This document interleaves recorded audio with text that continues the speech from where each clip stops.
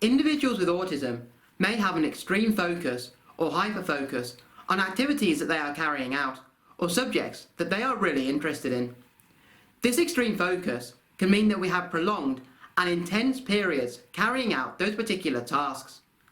And this means that we are oblivious to everything else. Often we become so focused on those tasks and topics that we don't notice the things that are going on around us in our everyday lives. Recently, I was writing an article in my office upstairs when a visitor came round to our house. The visitor had been there for about 40 minutes before my granddad came upstairs to tell me that they were there. Well, I hadn't even noticed that we'd had any visitors round to our house because I had been so focused on the particular article that I was writing.